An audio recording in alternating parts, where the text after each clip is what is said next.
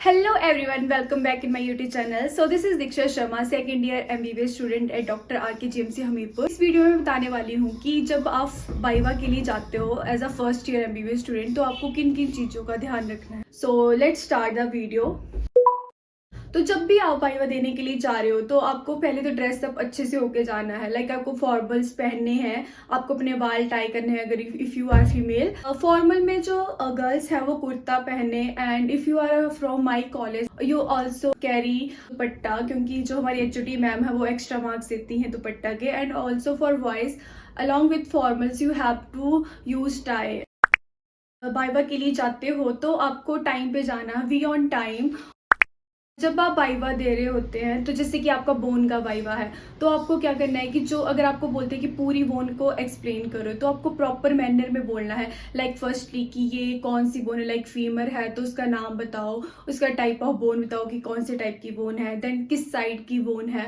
Then उसके बाद आप उसके एंड्स को बताओ, जैसे कि अपर हैंड है, लोअर हैंड है, शाफ्ट है। फिर एक एक चीज को एक्सप्लेन करो और never jump to muscle attachment. कभी भी ऐसे नहीं करना है कि मसल अटैचमेंट स्टार्टिंग में बताने लग जाना है। पहले आपको सिंपली पूरा एक्सप्लेन करना है, जब आपसे पूछेंगे तब आपको बताना है। अगर तुम बताओगे तो उससे रिलेटेड आपको और क्वेश्चन आएंगे, लाइक नर्व सप्लाई, उसका एक्शन एंड ऑल। सो पहले इजी चीजों से चलना है। और उसके बाद आपको वाइवा के लिए जो और चीज़ें ध्यान में रखनी है वो ये रखना है कि कभी भी आर्ग्यू नहीं करना है प्रोफेसर के साथ। लाइक वो कोई भी चीज़ बोल रहे हैं और आपको लगता है कि बुक में अलग है तो आपको आर्ग्यू नहीं करनी है उस चीज़ के लिए। और कभी कभी एग्जामिनर आपको कंफ्यूज करेंगे, लाइक आप कोई आंसर दे रहे हो तो वो बोलेंगे कि पक्का ये है कि नहीं, तो आपको दूसरे आंसर पे स्किप नहीं करना, आपको उसी आंसर पे कॉन्फिडेंट रहना है। लाइक कॉन्फिडेंस रखना है जब भी आप कोई आंसर दे रहे हो। अगर आपको आंसर नहीं पता है तो आपको आंसर नहीं देना है, कोई ब्लंडर नहीं करना है या कुछ उल्टा सीधा आंसर नहीं देना है जिससे कि वो और ज़्यादा आपको वाइवा आपका लंबा जाएगा।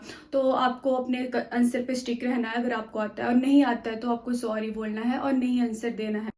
एंड जब भी आप वाइवा के लिए जा रहे हो, लाइक आप एनाटमी के वाइवा के लिए जा रहे हो तो आपको एक्स्ट्रा ग्लव्स कैरी करने हैं, क्योंकि आप ग्लव्स नहीं लाए होगे तो आपको सीधा ही आपके नंबर काट देंगे वो। तो आपको हमेशा ग्लव्स कैरी करने हैं। कोई भी लेमैन टर्म यूज नहीं करनी, आपको मेडिकल टर्म में आंसर देने हैं, शॉर्ट फॉर्म्स नहीं बोलनी है। जो भी मतलब फुल फॉर्म है वो पूरा एक्सप्लेन करना है आपको। लाइक फिजियो में आप शॉर्ट फॉर्म नहीं बोलोगे, आपको फुल फॉर्म ही बोलनी है। जब आपका ग्रुप वाइवा होता है, समटाइम्स ऐसा होता है कि 5 लोग होते हैं और इकट्ठा वाइवा हो रहा होता है, तो उसमें जब तक आप इससे आंसर क्वेश्चन नहीं पूछेंगे आपको नहीं बोलना है, क्योंकि कई कई जो प्रोफेसर्स होते हैं उनको पसंद नहीं होता है लाइक जिससे पूछा जा रहा है उसी को आंसर देना। अगर वो खुद से बोलते हैं तब आंसर देना है। कभी भी टीचर के सामने एटीट्यूड नहीं दिखाना है।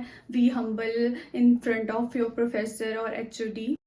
और जब भी आप वाइवा के लिए जा रहे हो तो आपको जो लास्ट नाइट है उसमें आपको अच्छी नींद लेनी है। अगर आप पढ़ते रहोगे और सोओगे नहीं तो आपको सब कुछ भूल जाएगा, क्योंकि मेमोरी में रिटेन भी होना है। तो इसलिए अच्छे से नींद लेनी है, क्योंकि आप जब DH में रोज आते हो तो आपको रोज ही स्टडी करनी है। लाइक कोई भी बोन है तो उसको बार बार रिवाइज करो ताकि आपको फाइनल डे के लिए ज़्यादा पढ़ना ना पड़े और आपको एकदम से पढ़ के याद आ जाए, ताकि आप वहाँ भूलो भी नहीं। तो इसलिए आपको पहले से रोज पढ़ना है DH में, और उसके बाद जब भी आप वहाँ पे बोलोगे तो आपको याद आ जाएगा।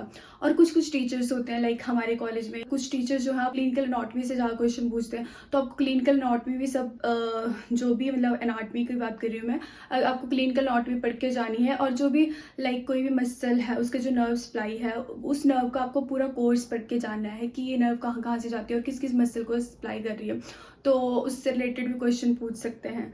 So that's all from my side. So see you in the next one. Bye bye.